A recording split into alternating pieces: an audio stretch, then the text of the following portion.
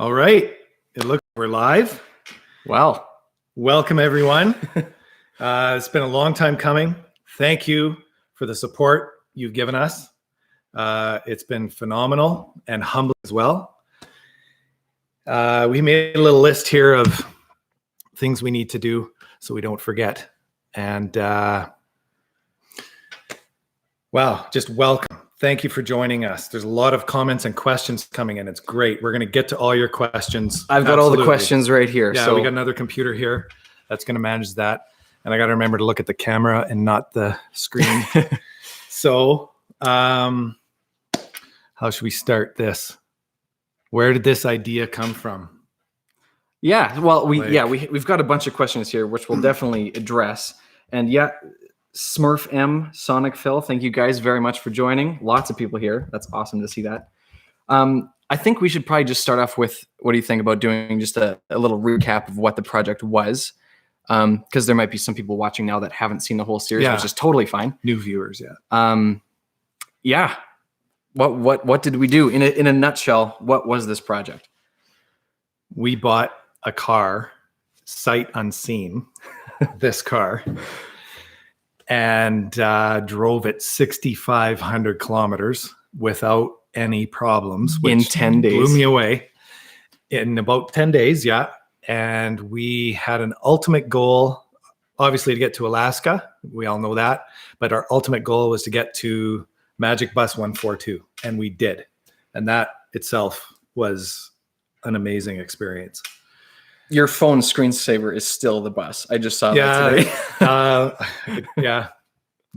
There's the bus. Very, very, very proud of that. And my wife is texting me. I'm just going to double check. Okay, everything looks good. she's letting me know that the feed's working. So thanks, Mary Lee. That's good reassurance. Yeah. So really, the goal was to take a really old vehicle. Like, what year was this car? 1970. Take a 1970 old car, super cheap, get it to be as good as possible. And can you actually make it from here, central Alberta, all the way up to Alaska and back in like 10 days and have an epic adventure at the same time? And I think we did it. And I agree, the car did awesome, Kathy. Really did. It actually made it, which is super cool. Yeah, I mean, do you have anything what's your favorite memory from the trip? Like, it's the bus, obviously. The bus is like big. The highlight. Dawson City was way beyond any expectations I had. That is a great place to check out. And we went there, it was kind of during the week, so it wasn't a weekend, so it wasn't busy. Yeah. And we had, especially with the midnight sun, we could drive around at late hours. There's no one around. We saw so many cool things. That was one of the coolest things for me too, just like actually getting so far north that the sun doesn't set. Yeah. Like there was not a time we were up there. It just kind of went below the horizon, but it was still light. Like totally the window back out there, that's as dark as, like, it was still daylight at 2 a.m, which was love that. Really cool. Huge memory there. Yeah. What else? Big memory. Just the drive itself. We had no idea. Once you get up into northern BC, past Fort Nelson, that, I believe, is where the beauty of the Alaska Highway really starts. And you have to experience it. You cannot explain it. Everyone that I've spoken to that's been up that highway says the same thing. It's beautiful and it brings you back. It's a magnet. I want to go back. Totally. Yeah. Really beautiful country out there. I'm just actually seeing a question from Chris Chamberlain coming in. How did the car not get a nickname? We were bringing this up. I know. The car doesn't have a name. We tried to come up with a name for the car before the trip. And the only thing we came up with, and it wasn't that great of a name, was the Great White Shark. But it just didn't stick. There's enough people here watching right now. If anyone has any ideas of what this car should be called after watching that series, seriously, we need a name for the car. Give us some ideas. We're looking for a name for the car. So throw them out there. That'd be great. And if you have any questions, that is what today is about. We're kind of reminiscing, going through this series, and there's been a lot of people that watched your series on your channel here, and we kind of just want to say thank you and big time. Just answer some questions and have like a one-on-one thing here. And so there are a lot of questions coming in, which is awesome. do we just want to start with some questions, or do we want to go through a little bit more of like what we did? You know what? I got a question I'd like to tackle. Okay. From Blue Daisy. This was a really good question. It's on my phone. I'm going to check. It was too long for me to write. It was an excellent question. What did you do with the car and where is it now? Okay, I've kept the car.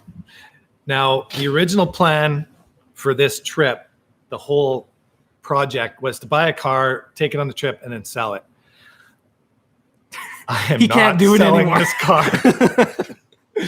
I love this car. I could never sell it. And I think my wife knows it as well. She's never said a word, but we all like this car. It's kind of, I wouldn't say it's become a part of the family, but we've taken trips to Pembina River, or just we wanted to go for a drive one night. We jumped in the Meteor because the weather was good, so it's a good car. I'm keeping it. I'm going to be slowly fixing it up over time. Probably the next thing I will fix is get this front seat recovered.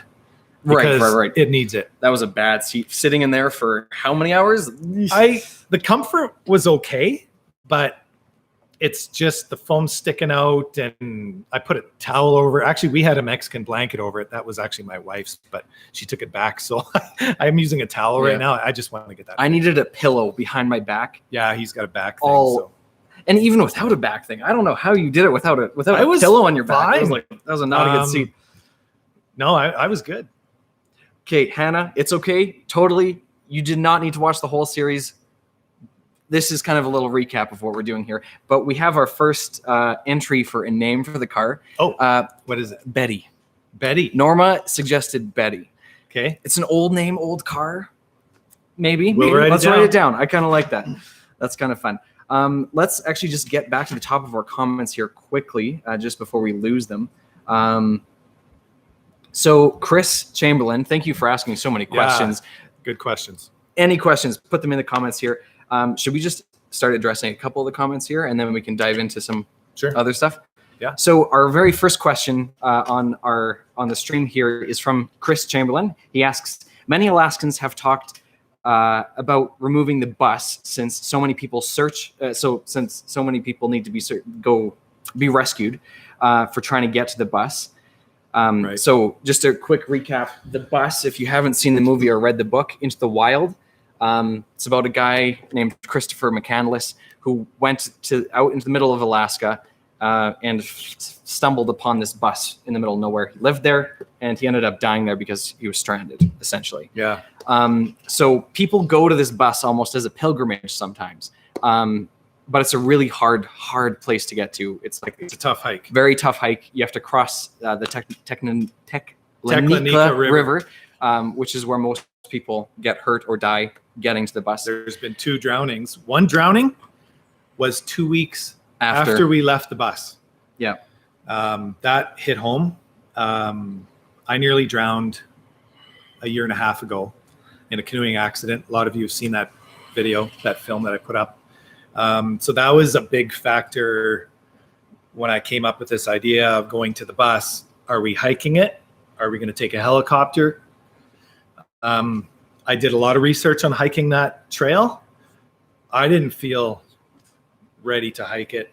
And we didn't have the time or the gear needed to do that hike. We were short on time, absolutely. So we decided, let's just bite the bullet, and we took a helicopter with Temsco helicopters out of Healy, Alaska. Awesome. Thank you, Temsco, for getting us there, which they actually do tours. So if you're actually thinking about going to the bus, you can take a tour with Temsco. You don't have to do what we did, which was a 24, get dropped off, 24 hours later, get picked up. You don't have to do that. Half an hour, an hour. You can do their basic tour, which is a half hour. Yeah. And so anyways, sorry, Chris's question was, you spent 24 hours in the bus. What are some tips or friendly reminders to people who want to see the bus? I myself plan on going this summer, but I'm taking the helicopter versus the hike.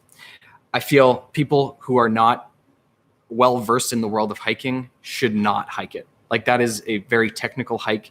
I have a feeling, and I've heard from a lot of people, that it's a mental game, hiking that trail, being like muskeg up to your knees, going through water for days. Or deeper, or up to your waist. And crossing the river. If you don't know how to ford a river, I mean, you could lose your life there. Yeah, So don't risk it. It's a little more expensive to take the helicopter, but it is much safer. I guess the view up there is phenomenal. Yes, that was an aerial view incredible. Of what's that park around there? What is Denali. that? Denali National Park. Beautiful, beautiful terrain out there. So going with that advice, I would say go with what your skill level's at. If you're not confident in doing multi-day complex hikes, take the helicopter. Justin and I talked about it. I know I've watched every video on YouTube I can find of the bus, hiking to the bus, taking helicopter rides, all of it. And there is actually a video out there, I can't remember the name of it, where he gives tips on how to hike to the bus. That's actually an excellent film. But again, you have to be really experienced. So many people, they think they're experienced. They've done lots of overnight or multiple night hikes elsewhere, but they go and hike there and they end up getting rescued. You know, either they can't cross the river because you visibly see it's too dangerous, or they try and cross and then they end up on, stranded by themselves with no equipment. So don't risk it if you're not capable. It's not worth it. Barb, Marge the Meteor. Marge the Meteor. That's a good one. That's a good name. I don't know why, but that's really ringing with me. Okay. Roly Poly Coley asks, how did you guys meet and how long ago? That's a good question. Okay. We're taking it back a decade ago. 10 years. Yep. Yep. I wish I could bring your poster down. Yeah. Okay. Yeah. So Dead End Drive is what got Justin and I together. And we actually worked together on a documentary. What is Dead End Drive? So Dead End Drive is an impaired driving music video that we made when I used to work at Victoria School of the Arts in Edmonton. And I was a student. Justin was a student. And that's a whole other film story altogether. Yeah. But the short of it is I ended up being a producer and a stunt driver and the stunt coordinator on that film. Never done film in my life. Nothing.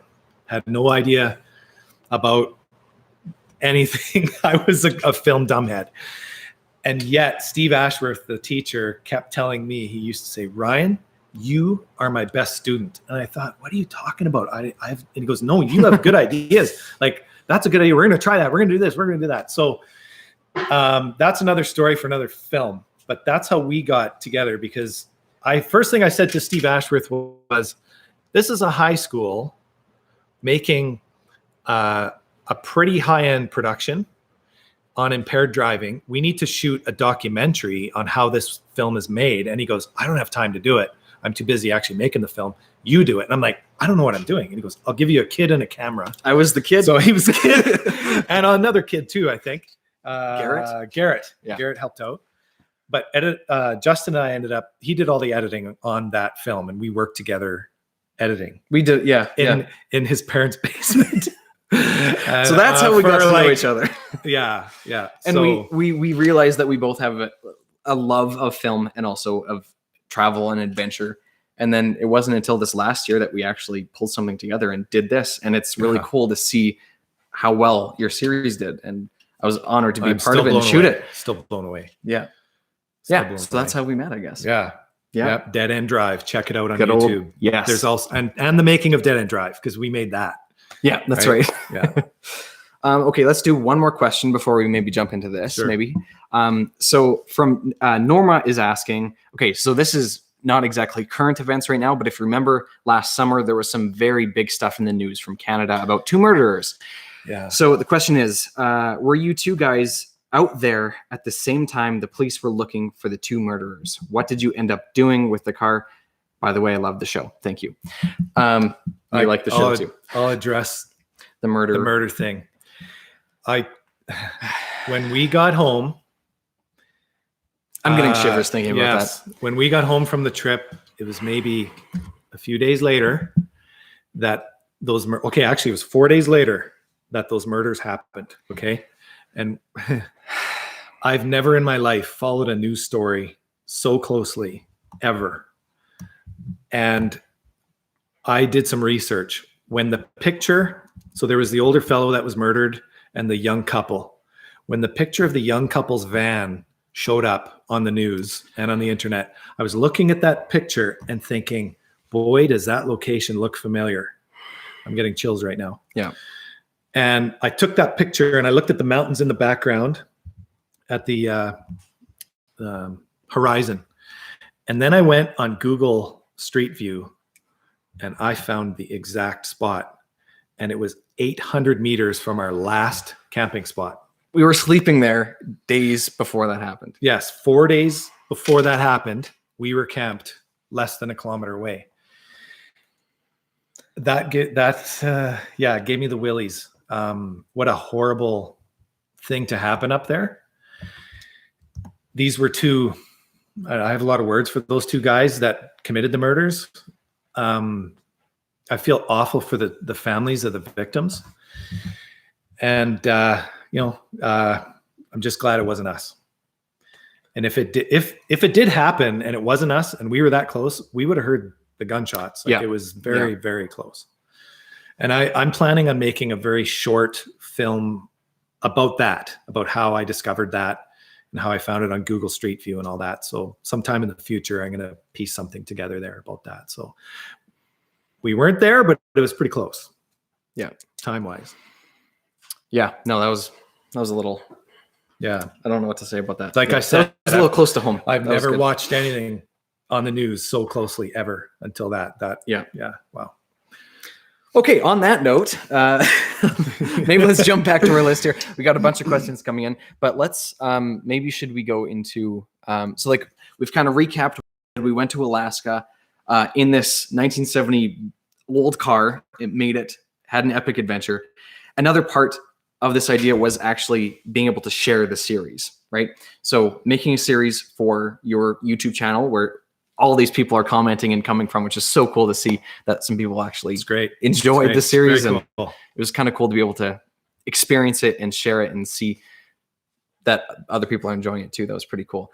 But I think one of the challenges that we had was, so, okay, I'm the reason why we paired up for this is we're both filmmakers. And we both love travel and adventure. So one of the things that I guess Ryan asked me to do was to make the series, like bring along my camera gear and make the series. And like, how do we tell this story and put it on our channels? The camera gear was worth more than the car. I'm not kidding. So I think in the end we had four GoPros, three GoPros, a drone, a DSLR camera, and a mirrorless camera that we shot the whole series on. So as a filmmaker, and my phone, quite a bit of footage was just on my phone. You can't tell the difference. Totally. You can't tell the difference. Yeah. Who needs? I don't have a camera because it's in the river with all my GoPros and my drone. From your for those of you that saw the canoe accident video. Yeah. That's all coming back now. Yeah. I'm buying a camera and yeah. But anyways, I digress. Yeah. So I guess the challenge was, how do we film a series and make it kind of as immersive as we can? And a lot of that came down to Ryan's editing to put on the videos here. But filming it kind of was a little bit of a challenge, but it was also a lot of fun. It was a bit of work, but yeah, it was fun. And some of it was spontaneous. Like I'll bring up the donuts shot there. That was so last night I watched episodes 1 to 6 for the first time in forever. Okay. And it put a smile on my face the whole time because it's all coming back to me, and it really was a lot of fun. And we never planned on filming the car doing donuts, but what happened was we're driving on the highway and there was a bear walking across the road, and we had a dash cam. So I guess that's another camera we can add to the list. We had a dash cam, which kind of took quasi quality footage. And we thought, well, let's get the bear footage off it. So we pulled off the highway, took out the laptop, pulled out the memory card, started copying footage. And then we packed up the laptop, and this road that we pulled off the highway onto was going into a gravel pit. So I thought, rather than back up onto the highway, I'll go out there, turn around, and come out to the highway. Mm. So I go into the gravel pit, and Justin's just putting on a seatbelt or something. And I just did not even a full donut, just, kind of stepped on the gas and swung the rear end around and started to leave. And he's like, and you're like, what was that? And I'm like, that was nothing. And you're like, was that a donut? And I go, well, kind of. And then you're like, I've never done donuts. I'm like, you haven't done donuts? Oh, we're so doing donuts. Let's gear up the car. So and I was like, stop, set up all the cameras. Yeah. So get the drone in the air.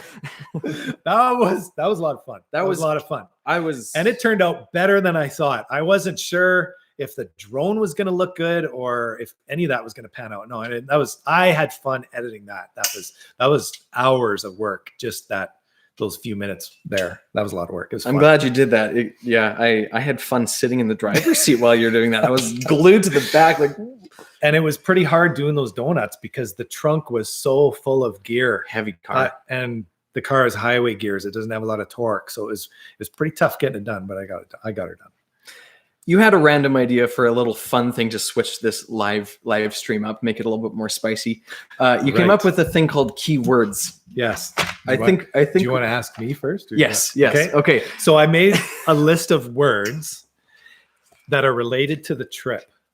And so we're going to tag team this. We're going to ask each other one of these words, and then and it has to do with the trip. And we have to talk about what it reminds us of or what we think about it. Okay. Fireworks. Okay. Okay. That's my favorite part of the series. Another thing that I didn't think we would end up doing that. I wanted to do something with the car and fireworks. I was thinking maybe we just hold a Roman candle out the window and drive around, but we ended up taping them to the car. And it was a blast. It was Canada Day, by the way. It was Canada Day. That was our reason. We were celebrating. And there was some campers.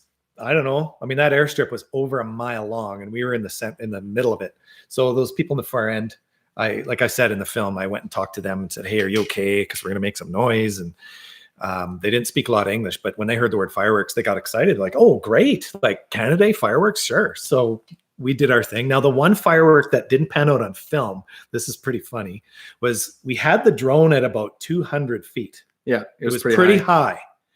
And we stuck a big firework dead center of the roof of the car. And you see us light it, but you never see the result of it. That's because it went higher than the drone and it exploded up there. Just a quick interjection. Kathleen is saying, hopefully fireworks didn't start any of the bushfires. No. We were not responsible for that. That was not us. Oh, yeah, no. That was nowhere near us. Yeah, that was, yes, follow the instructions. If they say dig a hole and put the firework in the sand. And we did not. Don't just sit it on the ground because they fall over and start shooting fireworks all over the place.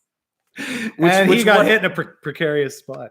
Yeah, the firework, instead of going up, it fell sideways and shot, and the main projectile hit Ryan in the chest. And it felt like someone really punched me hard. And then it bounced down, and then it blew up. And he got hit with one of those. Shooting different projectiles.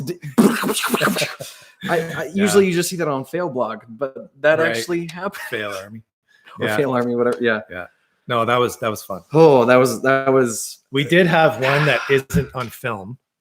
Because we decided, okay, this is a little bit dangerous. Let's fire the rest of them over the river. And we did that. There's a couple of them. And one of them fell down the bank that you had fired. Don't say that. Don't say that.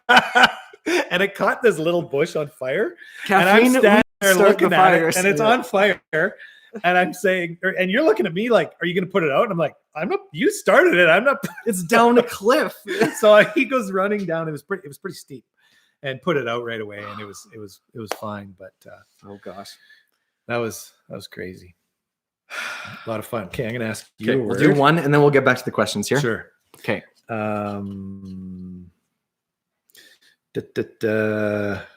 We already went over a bunch of these. Driving through the fire. Oh, okay. Yes. And this actually ties into Janet Marshall's question. Did you encounter any dangerous or scary scenarios? Okay, so there were forest fires. So Kathleen, we did not start the forest fires, but yes, we were kind of in wildfire central through the second half of our trip, leaving Healy, Alaska after we had done the bus. We we're like, you know what, Kate, let's just beeline it home. Let's get home, because our helicopter pilot was saying, are you guys trying to head back into Canada today? And we're like, yeah, well, we'll see how it goes. And he was like, they're going to be shutting down the border because of the wildfire. So, and he said Fairbanks would be evacuated. So yeah. So we were driving through Fairbanks that day, and we're like, okay, we just need to cross the border. So we I guess we landed back at the tarmac at 2 p.m. And make sure you get gas when they're still open, right? Okay, they close at 9 and 10 o'clock, so that complicated it. If you've seen the video on Ryan's channel or on my channel, you'll know what happens here. So I'll speed this up. But really what happened was we ended up driving, what was that, a 20-hour day worth of driving? A long day of driving just to make it past the wildfires. We ate supper, left, hit Fairbanks, kept going, and then we went to bed at like 4 a.m. Yeah. So, but what's interesting happens before we go to bed. So we pass the border, we get into Canada after 16, 17 hours worth of driving. Our gas we have no gas left in the vehicle, and middle of nowhere, Alaska, BC border, nowhere's open. Yukon border, sorry. And the smoke is getting really thick. Like we didn't want to stop. Throats. We were like, keep going. The film doesn't show how bad the smoke was. It was our throats were, it was so thick how thick that smoke was. So at midnight, we start seeing like little flames in the distance, like far back. And we get stopped by a police car and people closing off the road where they're going to shut the highway down. And we're like, we were probably one of the last ones to make it through. And they were like, we said we don't have any gas left, really. We're like, where's what do you mean? Where's we were talking to the flag person, flag guy. The smoke was so thick in that area because the fire had jumped the highway that day where we were passing. Like more than once, we could see it more. Fire was on either side of the road. There was burn marks on the highway too. So we had to have a pilot car lead us through this dangerous section of the wildfire because it was so smoky. And there was fire on either sides of the road. And by the time the pilot car left us, another maybe 5 minutes, and there was still like fire on the sides, kind of a little bit further into the bush. And we ended up running out of gas, like there. And we got out, and we had the jerry can, luckily. But there was a wolf that just like came right up to the road. And I was a little bit nervous. And you're like, get the bear spray.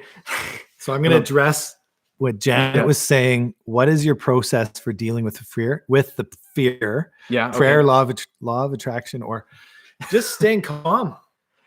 Why panic? Yeah. There wasn't. The only time I've really panicked in my life was when I thought I was drowning. Mm-hmm. We were in the car. We were safe. The car was not on fire. The car runs out of gas. Okay, we can't see any fire at that point. So we get out. We fill the car up with gas. We see a wolf. The wolf is 40 feet away. I've never heard of a wolf attack. Someone else mentioned that too in one of my comments. So really just staying calm, not panicking. Yeah, that's good advice. We weren't in any super immediate danger. Just uncomfortable with that smoke really bothering us. A lot, yeah. And we knew we couldn't sleep with that kind of air quality. So that's why we kept driving. We would have stopped in Fairbanks, filled up with gas. But it was about 8 o'clock, maybe 9 o'clock. And we were rushing. We were like, let's just keep moving. We didn't even stop. We just kept driving. Because we're city people. We didn't think. We think they're open till 11 or 12 or 24 hours. No. They close at 9 and 10 o'clock in Alaska, all the gas stations. So by the time we got 2 hours, what was it? Talk, Alaska. Everything was shut. The smoke was really, really bad. And we're like, well, we're not stopping. We got to keep going. Because part of our plan was, well, if we have to, we'll camp out in the parking lot of a gas station and fill up in the morning and keep going. We couldn't stop. Smoke was way too thick. Yeah, so that was probably the highlight for me, other than the bus. Like that adventure-wise, running out of gas in the middle of a wildfire in the middle of a night with a wolf on the road. That was a peak for me. And nearly running out of gas other times. Yeah, because our jerry can, we didn't know how far that was going to get us. Yeah, it was only 20 liters. So yeah. Shelby McCulp what do you guys have against full gas tanks? That's funny. That's good. I actually purposely ran that car out of gas before the trip so that I knew where on the gauge, that it would actually run out. So I had a pretty good idea.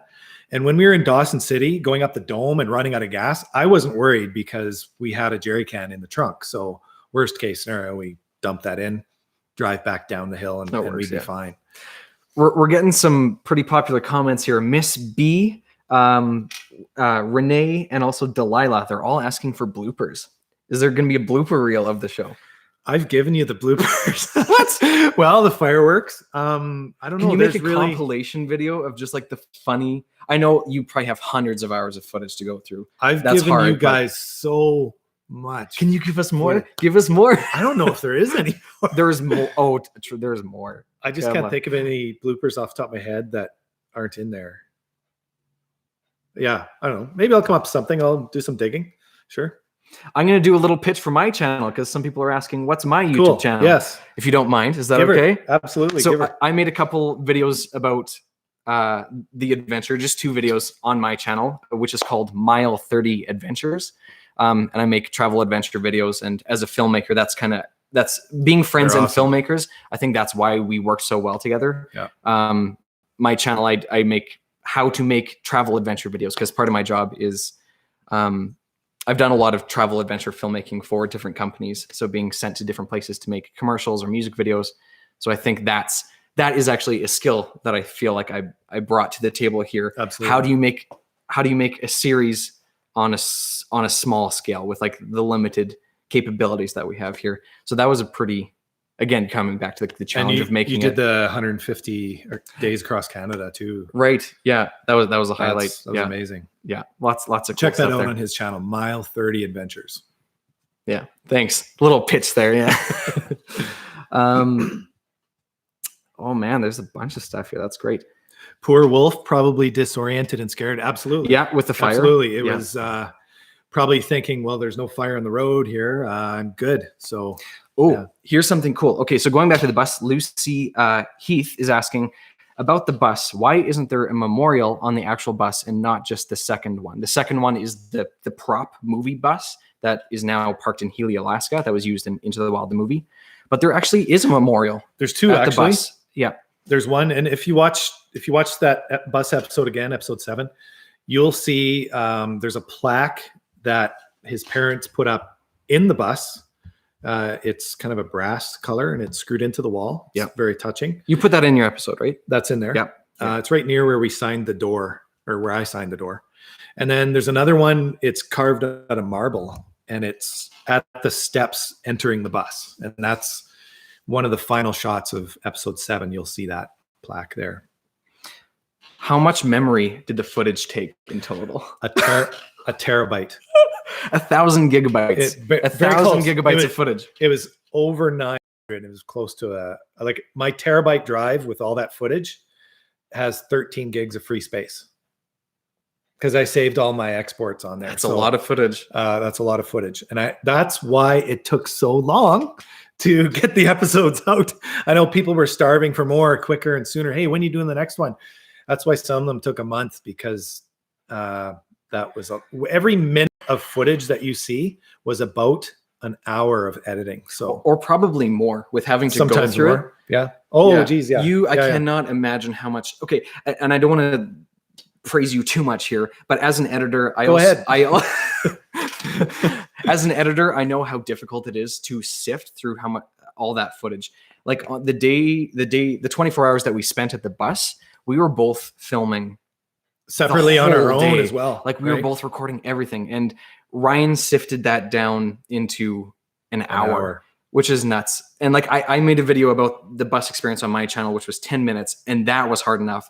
Like you tried to get everything that we did. Yeah. And that's one thing that I love about the series on your channel is myself getting to watch it after doing the trip with you. It is like an uncanny, like you're back there. It is so accurate. Like you did not miss a beat. Like, yes, you fast forwarded through the sleeping as we were driving. Thank you. But no, you really told the story very accurately, and that in compressing them into a short amount of time. And like, you really did a very good job of that. And that's, as an editor, I was very excited to watch all the videos. Yeah, you really retold exactly what happened. And even before we started this trip, I had a feeling that if we made it to the bus, that the bus episode would be the big one. And to me, it still is. That one has a special place in my heart. It stirred a lot of emotions in people. And I tried my best to show you what we felt when we were there. Mm-hmm. And all those that commented, thank you. You reassured me that, you know what, I did get that across. And I really worked hard to get that across. And I'm glad it did come across. I'm still blown away by that episode. Quite often I will watch the last 4 or 5 minutes of that. Just to recap it. Just to remind me. Yeah. And, you know, when I think back to before we did this trip. Yeah. And you had a really good 2-minute speech in the final episode where I asked you were driving, and I said, go back 10 months to when I called you and asked you if you wanted to do this. And Justin gave a really good perspective on that. That was excellent. And I'm thinking back to that point myself, what I was thinking, and it was a lot of unknowns. Like, are we going to get to the bus? Didn't even know. We didn't even know we were going to get to the bus while we were on the trip. Yeah. Like, that's how winging it we were. We wung it. And that's the other fun thing about this trip. We weren't trying to get to a campsite every night. No campsites. We didn't pay for a thing on that trip other than saved food a lot and of gas. Money. Yeah. I think that the total fuel expense was about, actually, I got that right here. Here's my Alaska fuel log. I was going to double check. I think it was about $1,200. I didn't write it down here. I got it somewhere else. Okay. Yeah. So that's part of the beauty of this trip was we wung it. Very little stress. Stress. When did I feel stress? Do you feel stress? Do you remember? I really wanted to get to that bus. And like, as we were getting 2 days before and we didn't have it confirmed, I was like, I was still good with that. I don't know why. I was just like, it's gonna work. We knew it was going to happen, but that was a stress for me. Yeah. Andrea Maxwell, would you go back one day to the bus? And also, while we're on that topic, Kathleen is also asking, I wonder if anyone has fixed the stovepipe at the bus yet. I don't know if anyone's fixed the pipe in the bus yet. I've been scrounging to see if anyone's been out there. Haven't found anything. I really don't know. Pardon me. Would you go back? You know, when we first got back, I wanted to go back to the bus, but then it went away. Once I finished episode 7, the bus video, I'm like, I'm good. I don't need to go back there. But here's how I would go back is if somehow getting the blessing of the family, i.e. Corrine McCandless, to maybe have her help and we go out there and we clean up the bus. We get a sponsorship or something. There is garbage out there. Because the garbage behind the bus, I should have got some better footage of that. I never even thought of it until we got back. There's steel barrels. That noise is my furnace. Don't worry about that. It's keeping us warm. It's Canada. We're cold right now. There was a steel 45-gallon drum or a 55-gallon drum to you Americans cut in half. And both halves were full of cans, glass, plastic, you name it. And there were garbage bags with stuff. We added a full garbage bag of stuff we cleaned out of the bus. So it would take a couple of helicopter flights to haul that stuff out of there because their helicopters are very concerned about weight. We had to weigh ourselves in with our backpacks, camera gear, everything. They knew down to the ounce what we had. So I don't know if Corrine has seen this series yet. I'm always worried, and I was worried. I mean, maybe you remember this when we got back, and I thought I was going to be pumping out episodes every week, and after about 3-4 weeks, I realized it's going to take me a long time to get this done. And you weren't aware of that. And you were asking me, hey, when's the next one? I go, you know what? I go, we got to kind of take a step back here. And I don't want to rush this. This will happen when it's going to happen. And there are bigger implications here because this can impact the McCandless family. I don't want to upset them. That was a thing being there Their too. son died out there, and that is very serious. And I don't want to make it look like we had a party out there, because we didn't. We enjoyed our time out there. Yeah. But I'm telling you, there were somber points where you are thinking, you're laying there where In that Chris bed. laid, Yeah. and you're thinking about him. And you're thinking about yourself and how you got there, and about him and how he got there, and how now, you know, his family doesn't have him anymore. And where would that story be if he got back? We wouldn't know about it. We wouldn't know if. Or I thought about this. He may have written a book, because what a hell of an adventure it would have been, you know. I don't know if it would have been such a worldwide exposure. If that's one, blessing that can come out of it, as tragic as it is. Yeah, and Chris Chamberlain, you were saying earlier in the comments that you might be considering going to the bus this year, which is awesome. That's super cool. Not a lot of people go there, and that's awesome. Yeah. You just made a comment that you could take some pictures just to see what state it's in that's next awesome. year. So that'll be a year. If you go, seriously, please take some pictures, send it to us.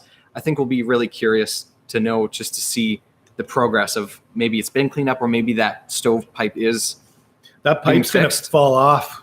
And if people have a fire in there and don't think about don't light a fire. Do not do a fire in there. Yeah. You know, I have some experience installing wood stoves and furnaces. It's funny. I'm the IT guy, but I do all kinds of things. I fix cars. You were the psychic I do mechanic. furnaces. That's what you are. Well, that's another story. But I could totally fix that stove. I know it needs an 8-inch pipe and a new cap, and it wouldn't be that hard to fix it. Also, the back of the stove has some holes rusted through it towards the bed. That would have to be repaired as well. It's been sitting there for a lot of time. Naturally, it's decaying, and it will continue to decay. I do plan on, at some point, doing another episode. Not a Going North episode, but the reasons why the bus is there and why I think it was left in that spot. I thought it might have been a flat tire or something, but I've gone through my footage and I remember there. I think I know why, but I don't want to give that away. It was a mechanical thing with that bus. Now, they kept saying it had a broken axle. There wasn't a broken axle, but yeah, I do want to do a short video on that at some point. The bus is also really leaning. You'll notice that the bed is propped up on one end. That's sinking. Because it's sinking. Yeah. So if I was to ever get tires- out there to clean up the garbage, I would want to level the bus. You know, and again, like all the neighboring Alaskans, I shouldn't say a lot of them, but some of them hate that bus because of all the rescues. And you can't preserve it. You can't keep it there forever in perfect condition. Like most of the windows are gone now, but I think it should be cleaned up, all the garbage removed, and at least re-leveled, and fix the stove. Those are the three things that should be done. Yeah, like the wheels are more than halfway under the soil. Like they're deep in there. Like it's sinking. Well, it's been there for 50, 60 years. Like it's Early not 60s, moved. So. Yeah. I want to bring up one question, actually. A question that is reoccurring on my bus video on my channel is, how long has the bus been there and how did it get there? Everyone is asking, how did the bus get way out there? So in a nutshell, there was an antimony mine in the 40s. And maybe even earlier. But in the 40s, that bus was dragged out there. They built the road. Prospectors built the road. They built the Stampede Road, a rough road, just for a Caterpillar to go down. And so they pulled that bus and two other ones tied together in like a little train. They pulled them all the way past where the bus is now. Probably another 10 miles, I'm going to guess, past there, pretty far, to this mine. And that's where workers stayed because there was a stove in it. The stove that's in it now is not the original stove. Right. There's another story about that. But anyways, It was used. Those 3 buses were used, and I'm going to refine the details on that because it's in more than one book. Apparently, there's even footage of those buses on film out there. What? By the guy? Yeah, the guy's passed away, but his daughter may have it. I read this somewhere of those buses out on the work site. So, anyways, what happened was the mine shut down. And so the mining company had to pull those buses out. So they tied them in a chain again, all 3. And bus 142 was the last one of the 3. And they started hauling them out with this Caterpillar. And when they got to this spot, there was a problem with that bus. They couldn't drag it along anymore. So they left it there. And there's a YouTube video of a guy who found it in the mid-70s. Can't remember his name. His name escapes me. And he's the guy that kind of fixed it up. He changed the stove. And the reason I know about this, I didn't know about that stove switch until we got home. But I kind of suspected when we were there because I explored around the bus and I found a beat up, crushed, really cheap wood stove in the bush down the hill from the bus and a really goofy pipe that had 2 elbows in it. And I thought, what the heck is this? Like, why is this stove here? Is this an original stove and someone changed it? Well, sure enough, some hunter trapper guy in the 70s swapped out that stove for this bigger one. And he was using it pretty much yearly as a hunting cabin in the fall. Backcountry shelter. Yeah. Yeah. Okay. I've been noticing one question popping up quite a bit. I'm just looking at this one right now from Brian Callan Glancy. What's your guys' next adventure? Well, we actually have. We have an idea. We have an idea. Something. Maybe send us some ideas. Or maybe, I don't know. So if you're new to my channel, check out another video I put out last year called the Great Beater Challenge. I'm doing the Great Beater Challenge again. I've invited Justin to come along. Make a documentary about it? Yeah. Or a series maybe? So that was so much fun. It was it was very similar to the Alaska trip, but compressed into 2 days and 1 night of camping. It was so much fun. And that's where you buy a car for $700 or less. So there's where the beater concept comes in. And you are allowed to fix the brakes and tires for any expense. Like there's no limit to that amount of money. You can put $1,000, $2,000 into that if you have to. And then you take it it's a car rally. And so you take it on this rally and it was a blast. So I've invited Justin to come along. He's accepted, which I'm thrilled about. You're going to have so much fun. Yeah. So it sounds like a blast. There'll probably be a few episodes there because my friend Eric that I went with last year with his 55 Chevy, we're taking an old car that I have. I'm not going to say what that is yet. It's amazing. It's not that one. Oh, what? No, it's a different one. Anyways, Justin doesn't even know what it is yet. Ooh, so this is exciting. Okay. My son is taking a vehicle. It's actually my old Ford pickup from the 80s that still runs and drives perfectly. It's just rusted and, he loves that truck. I love that truck. So he's taking that. And get this is the kicker. My wife and daughters are taking a vehicle. Okay. Family adventure. So 3 vehicles. It's going to be a blast. I'm really looking forward to it. And the route is even farther than last year. We have to go all the way to the Lethbridge, Alberta, which is almost at the US-Canadian border. It's very far south. And it starts in Lethbridge. And the camping night is in, ready for this, Cadillac, Saskatchewan. Oh, look it up. Okay. We're going to put Cadillac, Saskatchewan on the maps. It's not even on yet. So we do the overnighter there, and then we take a different route to get back to Lethbridge the next day. So that's coming up. Man. That's this summer. That's 3rd weekend of August. Yeah. So I'm really looking forward to it. We're all signed up. They were sold out of registrants in 20 hours. There were 75 openings. They were filled in 20 hours. So it's really popular this year. Yes. Sorry, Renee. You're a little late on the game. It filled up in 20 hours. Renee wants to go. Oh, wow. And you know what? Sign up next year. Sign up anyways, because they do get cancellations. There will be a waiting list. And I remember last year, even though there were 75 entries, I think 63 actually got there. Some people the night before had problems or just couldn't make it for whatever reason. So sign up Waiting anyways. list. You might get in. Cool. That's awesome. So maybe that's going to be our next adventure. We'll make a series about it. We'll see. And we did talk that some point in the future, we have no idea what or when, we do want to do another Trip with this car. Yeah.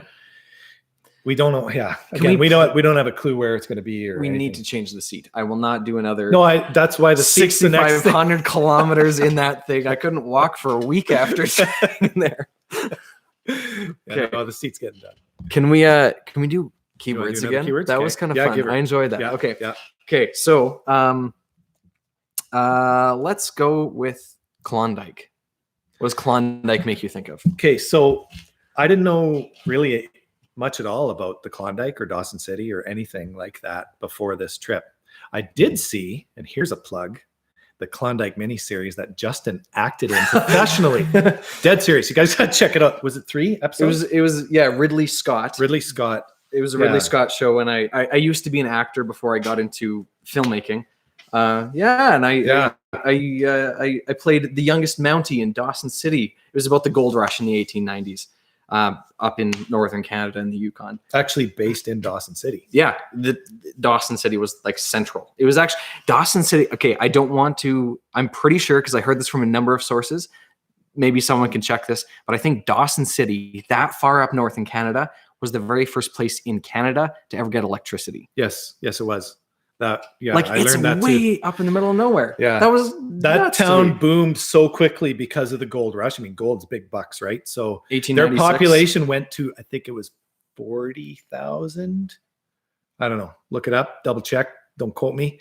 But it just boomed and then it crashed. It went back down to like 2,000 or a couple thousand people within 2 or 3 years. So really interesting history up there. The only thing I wish we did and we forgot to do, we meant to do it, was drive up and down every single street.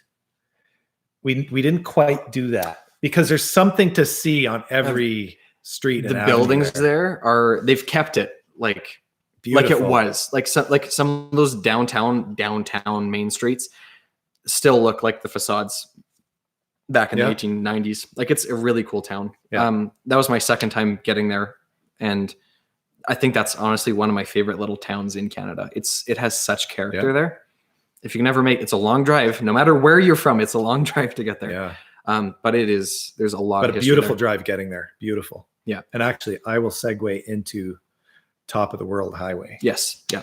That was so worth doing. Because we had the option to not do it. Yeah. We could have gone straight back to Whitehorse the way we came. We took an extra few hours and did the Top of the World. Yes. Yeah. Yeah. And beautiful. The road is much better than it was years ago. I talked to a lady who had gone in the 90s and she said it was just awful, but they loved the views. And quite a bit of it is paved. Yeah. The Canadian side is in pretty good condition. It's probably the best gravel road I've ever driven on. It was gravel most of the Canadian side.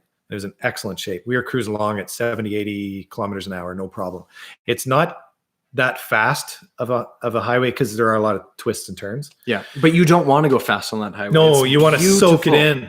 You have to soak it in. You're literally riding a mountain ridge. You're on a road. It took a while to get to that point. At first, I'm like, "Where's all these views everybody's talking about?" There was only about half an hour worth of that. But it was still like that half an hour. Totally worth it. Wow. We stopped a couple times. We took drone shots. Yeah. Then we crashed the drone, lost it for a while. There's no footage of that. Yes, there is. Well, there's a footage of it crashing, but we should have got us looking for bloopers. That'll be the bloopers. That would be a blooper. Yeah, a little short little clip there. Yeah. There's some more questions coming in. How much did the car cost? Car was $1,500, and that was kind of my limit. Actually, I didn't want to spend too much more than that. Obviously, I wanted to spend as little as possible, so that worked out really well. But the repairs I did to the car were almost double that. So that's a good question because this raises this point. Don't think you can go buy a $1,500 car and drive it 6,500 kilometers without doing anything to it. I spent you can. You could. And we could have, but I guarantee we would have had things break down. I still love the car and what we paid for it. And the previous owner was fantastic. He did some work on the car and he told me everything he did, which really helped because it, as I started working on it, there's no way he was lying to me. He did the brakes. He did all these things. I had to do some additional brake work, but it's something that he wouldn't have had to worry about. It's just as the car gets older, things wear out. So I was scared to put the money, the bills together, but easily $2,500 to $3,000 getting that car ready, including pulling the engine. And there will be a film on that for you gearheads out there. I had to pull the engine out. It ran good. But I started tuning it and it had a brand new carburetor on it that the guy before me, he put it on. He said he didn't have to turn any screws or anything. It ran great. And I just happened to put a tachometer on it and I noticed it was idling quite high. And I thought it sounded like it was idling high. So I turned it down and then my oil light would just kind of flicker at an idle. And I thought, oh, okay, it's got low oil pressure. So anyways, that's why I took the motor out and I put bearings in it, had the crank machined, put it back in. It's basically like a new engine because the cylinder heads were done sometime before I bought it. So the engine itself is pretty much new. And it doesn't leak oil. This doesn't vehicle even really burn oil. It used 1 liter of oil for the whole trip. So yeah, super. We just got in it, turned the key every morning and took off. We were hoping for something to go wrong to make the series a little bit more interesting. Yeah, that's why nothing happened. And that's why we did the alternator test and I kind of planned that ahead of time. I mean, I didn't predict we wouldn't have problems like the psychic mechanic should have, but I did. I remember telling you, if nothing happens or nothing serious happens, let's do this belt thing and see what happens. So we ended up doing that. It was fun. And I'm surprised people liked it. When I edited that episode, I'm like, no one's going to like this. I don't know who's going to like this. People that aren't even in the cars enjoyed it and thought it was interesting. So that was really good feedback. Good reassurance there. Yeah. So for those of you who are just joining in, I'm seeing some more people are joining in here. We're kind of having a naming competition for the car. Yes. If you want to put your ideas for names for the car in the comments, please do it. I think Marge is kind of leading the polls right now. I see a large Marge. Roly Coley. Large Marge. Writing that one down. That's good. I like that one. Large Marge. And we're coming up to an hour here from our live stream so far. I don't know how long we're going. But if you have questions, now is the time to ask them because we're not going to be going forever. So if you have any more questions, feel free to ask them. Corey Lee, I will be posting this later. Absolutely. Yeah. So if you missed it, don't sweat it. Yeah. If there's more questions, we'll definitely tackle them. Kathleen Matilda. Classic movie. Good movie. Oh, well, okay. I've seen this question a few times. So Michelle is asking, did the constant daylight affect you guys? Did it affect you? A little bit. And so if you remember the episode where we camped at the old airstrip, we had a little bit of light overnight. But the reason I didn't sleep very well that night is because it was so beautiful out there. We were in our own tents and I actually sat up for half an hour before I went to sleep, looking out the tent window, watching the river, soaking it in. And in awe of where I was. And before the trip, I never would have thought I would have loved this, but of where I was, what we were doing, how it was going so far, and that if the trip ended on that day, I would have been perfectly happy. You said that on day 3. I said that so many times. On day 3, he said that. And I was like, we still got to get to the bus. I know. The Alaska. It was that good. And But Dawson City, well, we were so exhausted from driving around, running around. I'm pretty sure I fell asleep fairly quick. We were tired in Dawson. Yeah. I think for me, I had never been up that far north at that time of year. We were pretty much there at the solstice, very close to the solstice, a couple of weeks off, I think. So it was daylight. If we would have kept driving up to Tuktoyaktuk, it would have been the sun in the sky the whole time. Yeah. But for me, that was a new experience for me, just sleeping with the sun still out. And that actually, thinking back on it, that was something that was maybe one of the highlights for me, just actually getting to experience that. As weird as that is, that actually was pretty cool for me. I loved it so much. I made a video specifically about that. And like, okay, it's 2:00 in the morning. This is what it looks like.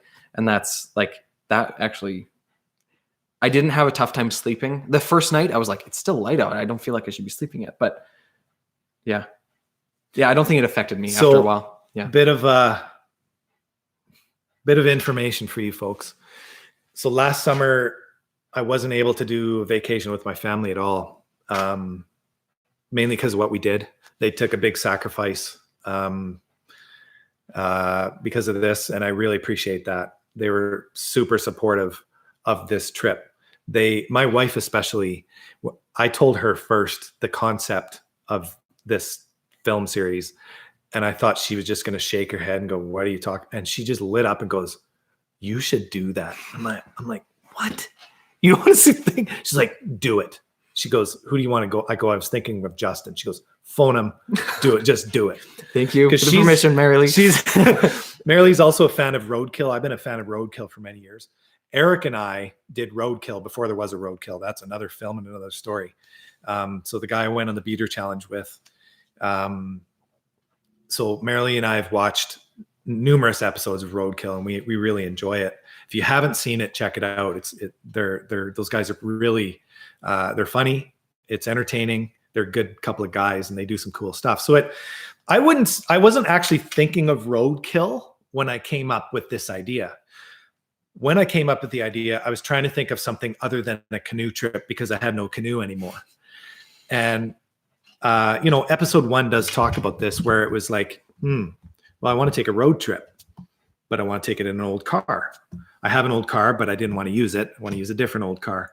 So that's how that happened. So my point is, my family plan next summer for vacation is going to Alaska. Is it? It is. They've all signed off on it. My dad wants to go.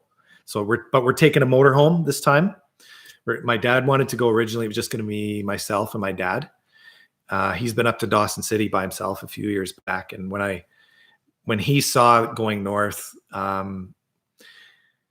it really, my mom always wanted to go to Alaska, and my mom passed away before she could do it, before mom and dad could do it.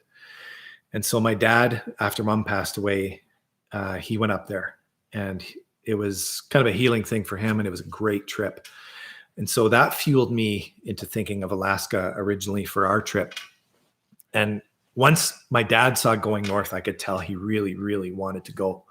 And so I said to him a while ago, I said, "If you want to go to Alaska, I'll take you to Alaska." And he's like, "Yeah," in his motorhome. So no Meteor. And my son wants to come along. And then I convinced my daughters to come along, but my wife was a little tougher. She didn't really want to go up to Alaska, but she warmed up to it, and she wants to go now. So we're going to figure out how to do like a second vehicle. That's amazing. Yeah. That's going to be a blast. So, and we're kind of going to do the same route that Justin and I did. I'm not going to have as much time to film. This is a family trip. And you need those That's sometimes. the priority. So that's what we're doing. I'll probably put an episode or two together of that trip. But that's what I'm doing this summer. That's so other than cool. the beater challenge. Yeah. And I really wanted to go back. So when dad wanted to go back, I'm like, Make it happen. Do it. And my family's into it now. So that's pretty cool. I can't wait for them to see Dawson City and so many other things. So yeah, I'm looking forward to that. We're getting a lot of car name suggestions right now. Really? We're getting North Star. Syphilis. Oh, that's funny. Adventure Annie. That's cool. Also, I recognize Scuba Steve 62. Thanks for tuning in. Yeah. How's it going? So Haven't seen you in a while. Firewolf. That's kind of a cool name. That's a cool name. We've been all going for like the old names. Firewolf is cool. Also, cool. The Cruella. There's some callback names here, which is kind of cool. We might have to do a poll on this. I think so. We're gonna, but keep them coming in. Yeah, keep them coming. Keep them coming in because this is awesome. I saw a question North come in. Star? North Star. Yeah, North Star is cool. I can't, I've lost the question, but I read the question somewhere. Did you guys get on each other's nerves at all on the trip? We were just talking about this. Yeah. That never happened. No. I mean, we got along really, really well. Yeah. Yeah. Like, and we're not lying. We're not making that up. We're not sugarcoating anything. Yeah. It just like, we're both pretty laid back. And the trip was casual. It's kind of because we're driving along, and I mean, we're filming. We're going to Alaska. It was exciting. It was fun. I would say the times like the long drives of like nothing, that was kind of hard. And I was just like, man, okay, this is. But it wasn't this a is thing test. between us. No. We were actually pretty good. I think the only thing that bugged you was my smelly feet. Sometimes I wasn't gonna bring it up. Oh man, we'd be driving along, okay, or I'm driving, okay. And all of a sudden I'm like, it was so hot. It smells like dog crap in here. Oh, what's going on? And then I look over at him and he's got this look on his face. And I'm like, what do you? And then he goes, it's my feet. I'm like, no, I had to take my shoes off. I was so glad we were in separate tents. Oh, no, that was pretty bad. No, that trip for Denali, name for the car. Cool. Denali. Sorry, just writing it down.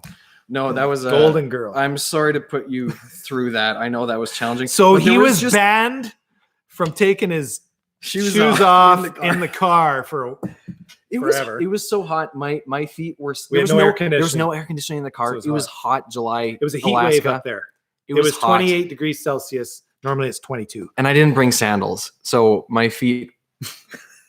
I know it's my fault, and it came onto you. I'm sorry. That was probably the biggest conflict. But it was just, I didn't know about it. And I'm like, it smells like dog crap in here. What is going on? And I wasn't thinking it was him. So I'm looking around, I'm closing the window, and then he's got this goofy grin on his face. I'm like, what? He's like, I'm sorry. I think it's my feet. Oh yeah. So anyways, no, we got along really well. So other than that, I think it was okay. Yeah. Maybe I should get my feet tested. Yeah, okay. Just soak them in formaldehyde.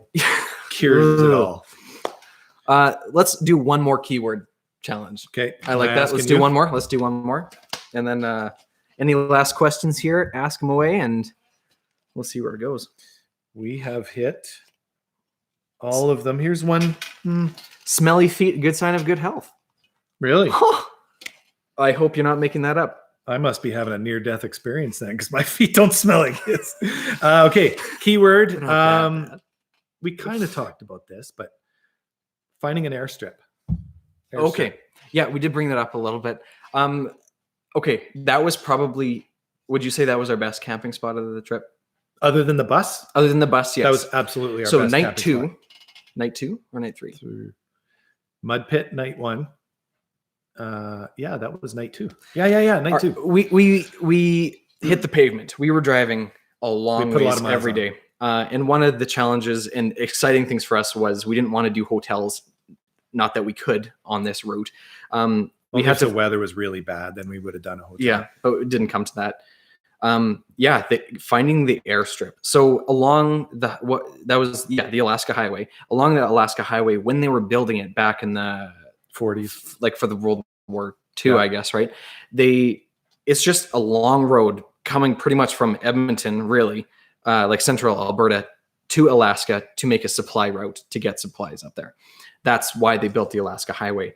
And so to get supplies way up there, they would have to land planes, but there was nowhere to land planes to get food to all the workers and supplies. So they would build these massive airstrips along the road that they were building. Every so many miles. And there's a list on Wikipedia where they are. All of these airstrips. This one was called Smith River, I think. So it's just a gravel long air path that you could land big over planes. A mile long. Yeah, over a mile long. And they're completely overgrown by trees now. And probably which is really over 200 feet wide, probably 200 and some feet wide. So we didn't know really much about it, but we pulled in. We were getting to the point where we were looking for a place to sleep that night. And when we're doing that, you just pull off the side of the road, go down a path, and see if you can find a cool nature spot to sleep. So cool. Excuse me. And we ended up going down, before we found that, we ended up going down a very sketchy, Yeah, you guys saw that. Crazy path. I don't know why I kept going because we couldn't turn around. And it was kind of fun, and we weren't hurting the car really, so we just kept driving down that narrow off-road trail.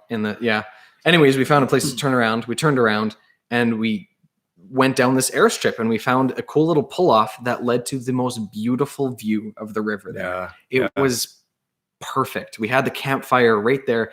We had the cliff. We set up our tents like 2-3 feet away from the cliff, from the down bank to the river. Yeah. Just the most beautiful, picturesque spot. And we couldn't have, and it was quiet. No one was out there. Like a mile away on the other side of the airstrip, there was someone. End. Yeah. But it was just, you couldn't hear anybody. You could barely hear the highway. You could kind of hear the highway, but you'd only hear a car every minute, if that. 10 minutes than that. Yeah. That was probably. That's another thing about the Alaska Highway, and I've talked about this in the film.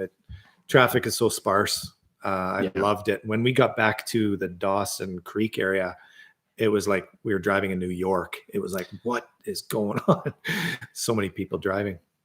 I'm getting lots of tips of how to clean my feet now. People are just telling me how to clean my feet. That's awesome. Should not have brought that up. Now that's out for the world to see. Wow, the comments are just coming through like crazy. Were there at Brian Nelson, good to hear from you, buddy. Hey, nice.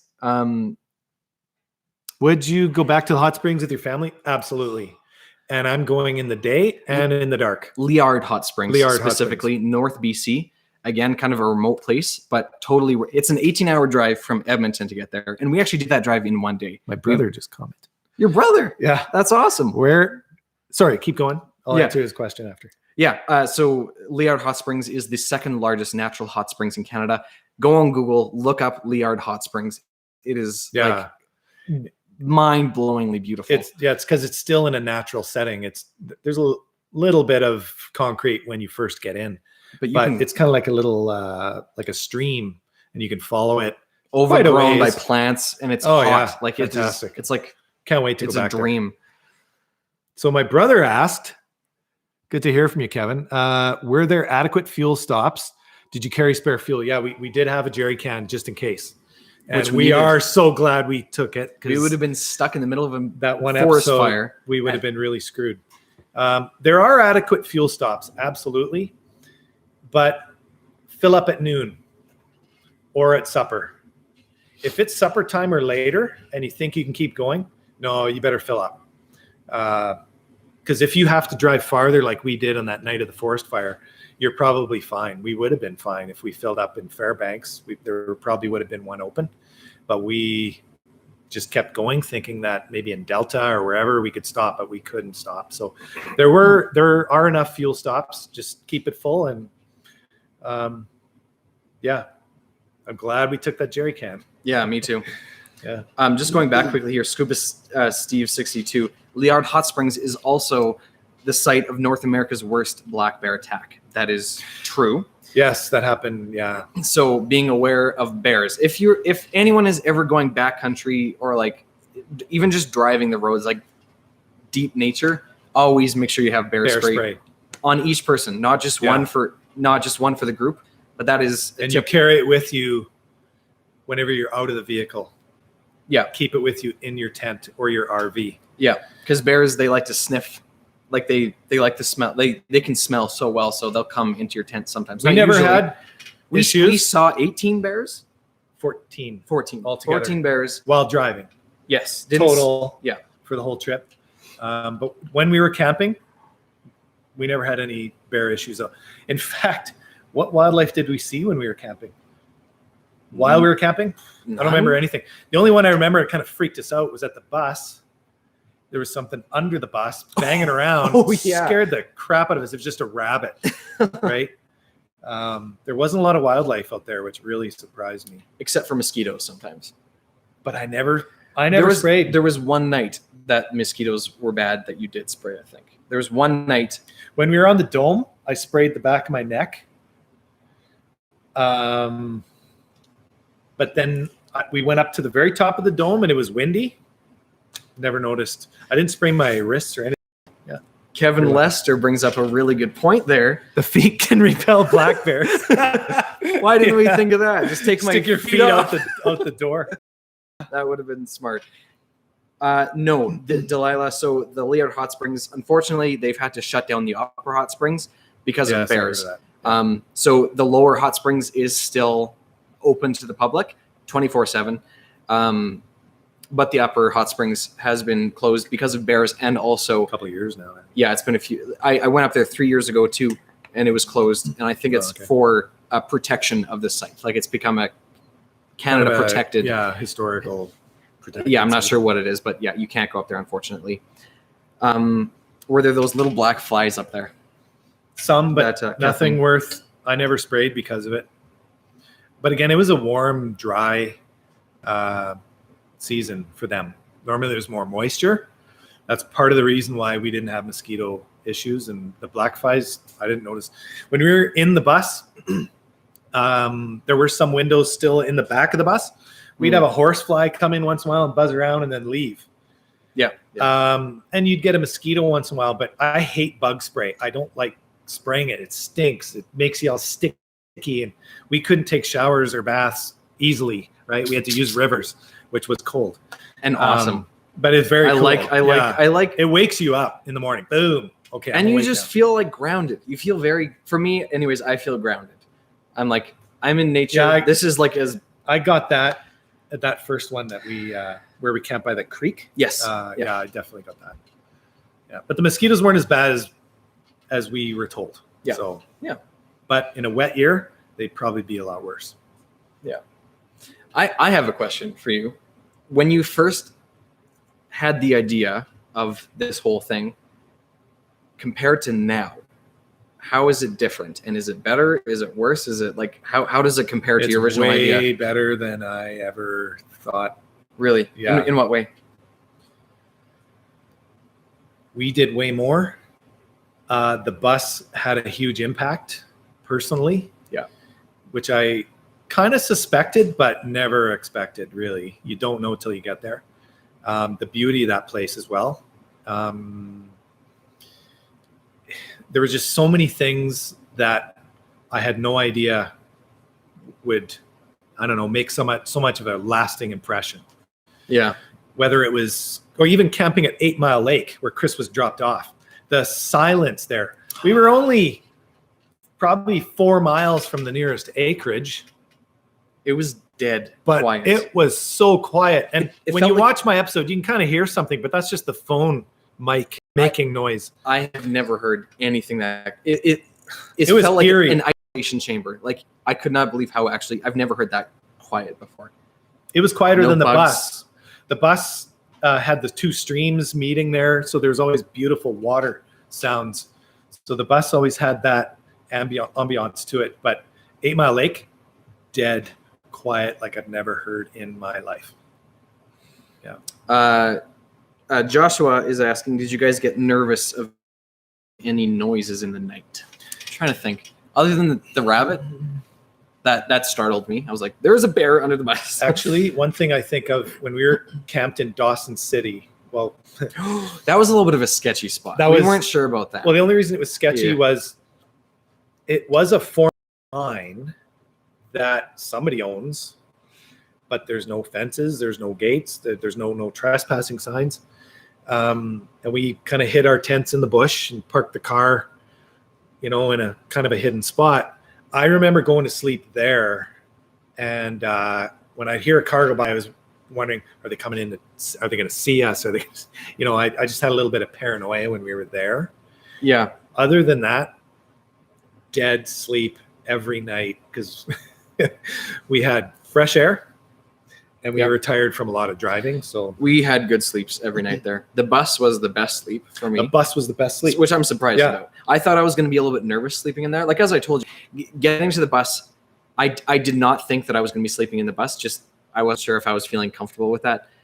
So I actually set up my tent down the road. Yeah. And then when I first walked into the bus, I was like, I am feeling very comfortable here. It was very comforting and safe. It was a very safe place, whatever that sounds, but I felt very good there, and that was the best sleep that I had. Yeah, that when we talked about what we felt out there when we talk about what we felt out there. It was a good thing. It was not scary. It was not eerie. It was not anything like that. No. It was a good thing.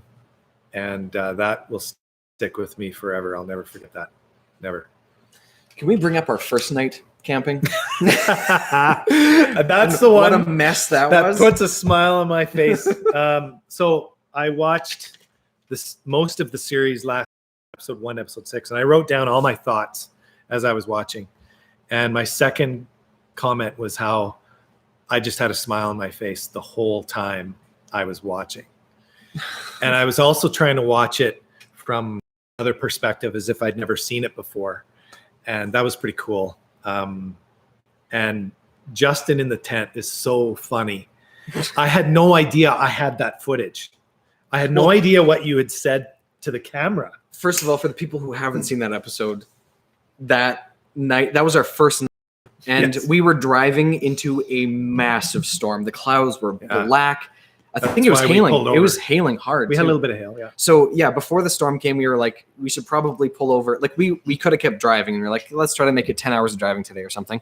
But at the we would have been into the bigger part of the storm. So we're like, let's pull over. And I was just like getting shots. It was like, oh, it's our first day. I'm filming. I'm all keen for the series.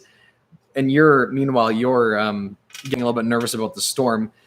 And I haven't even finished setting my tent yet, and it starts to drizzle. I'm like, okay, maybe I should finish setting up my tent. Anyways, it starts raining hard, and the wind picks up. My tent gets blown out of the ground and is like tumbling, my whole tent. So funny. So we're running after it. It starts and I'm hailing. Just shaking my head because it's funny because, okay, I'm a little older, maybe just a little older than Justin. And but it's mainly because where our acreage is, we're on a hill and we can see quite far out. So I'm very used to seeing storms approaching, and I can tell how quickly it's going to hit. So when I saw this to me was just another, okay, we got about 15 minutes. And I kind of mentioned that. I said, well, we should really get our tent set up and I'm just going to get a time lapse. So Justin's got the tripod out. He's got his Canon going and lenses. The most time intensive thing. Dude, you should get your tent like pegged down. And so I get mine up and I threw some gear in it, and I don't even know if I pegged it down, but I knew I threw gear in it, so it was heavy. And I was not that smart. That was funny. I should have listened to you. But what I didn't know until I started editing was how wet Justin's tent was. There's a pool of water in there. There was tent. Water in there. I was dry, and you guys saw. I'm sitting there. I was actually trying to cool off with my little fan, and I'm I'm eating chips and I'm good because we couldn't communicate. We couldn't text. I had like less than a bar, and I texted you once, and it never went through. You know, I said, "How are you doing in your tent?" I'm doing okay, and I never got anything back. But But the funny thing is, the place that we parked was an old cow pasture, a current cow pasture that was very muddy. And when it was rains, dry when we got there, totally dry. Yes. But in the morning, when we woke up, it was so clumps of mud on our shoes. Like I think our feet were 10 pounds, just like walking around. Like I haven't seen since I was a kid. And we were lucky we put our tents where we did because it was the highest point. A lot of people ask me, why didn't you camp down in the grass? The grass was very flooded, like lots of water. So in the end, we still picked the right spot in that clearing. It was a little sketchy getting the car out in the morning though. The footage tells the story. Almost didn't get that car. If we didn't have all that gear in the trunk, we would have been stuck. The car never would have got out of there. That would have been it. That was epic. That was a lot of fun. Yeah, that was our first little heart thump. Oh yeah. And then that's one thing that told me, I think we're going to get some good footage for people here because that was pretty cool. Expect the unexpected. What's the most unexpected moment for each of you in this adventure? Unexpected moment. That's a good question. Kathleen, fireworks. Thank you. Getting hit with fireworks. That was very unexpected. Yeah. That's the one that really stands out. Absolutely. I saw another comment. Someone asked, "Did you ever pack up in the middle of the night and head off?" We never did that. We stuck to our spot wherever we stayed. Wherever we were. We were there till 8 or 9 in the morning. We kind of had a schedule. We would drive till 7 or 8 p.m. And in that time frame, we would go, "Hey, do you think we should stop?" The other guy would go, yeah, maybe we should, or let's wait another half hour or whatever. Because once you're past Fort Nelson, you can easily do that there. And all we did was we just look, there's a road that looks abandoned or something. We would just cautiously drive down it. If we saw a house, we left. Yeah. And that's how we found our camping spots. And sometimes it was our first try. Yeah. So, and that's then fun. we would sleep and then we'd get up anywhere from 8:30 till, because we were usually up pretty late. Usually around midnight or later some nights. Yeah, we would drive pretty long So days. we get up at 8:30, 9, and we definitely be on the road by 10:30, sometimes 10, because we make breakfast. You got to pack up your stuff. That was maybe the only drawback, if you can call it, on this trip, was packing up our gear every morning. But it's not that bad. No, half an hour. I really enjoy, like I've done the RV camping thing. I liked it when we had it, but this was the best by far. It was simple and it was quick. And we just had a car, no trailer. You know, I used to pull a trailer around with the family and never had to think about it. Just, well, let's go down this road. Let's go check out this. True. And then we're driving up those big steep hills in Dawson City that you couldn't drive a front wheel drive car up, but this car just drove up it like a truck. No problem. Yeah. And yeah, no trailer to worry about. No, that's a big good point, home. actually. Like that's, for those of you who don't know, Ryan actually helped me. For 15 months last year, I lived in a van. I did the van life for 15 months, and made videos on my channel about the van life. And Ryan was the one who actually like kind of helped me get into it and find the van. He found the van. And my life for 15 months was finding spots that you can legally park. And I liked the nature spots. I liked not being in the city. And that doing it in this vehicle was so much easier than doing it in my van, because I couldn't believe how much power this thing had. Like it went everywhere. We went off. Well, it's not a muscle car, but it, you know, it has the clearance, like almost like a pickup truck. It doesn't really look like it, but yeah, if we had a little car, we wouldn't have been able to do half of what we did.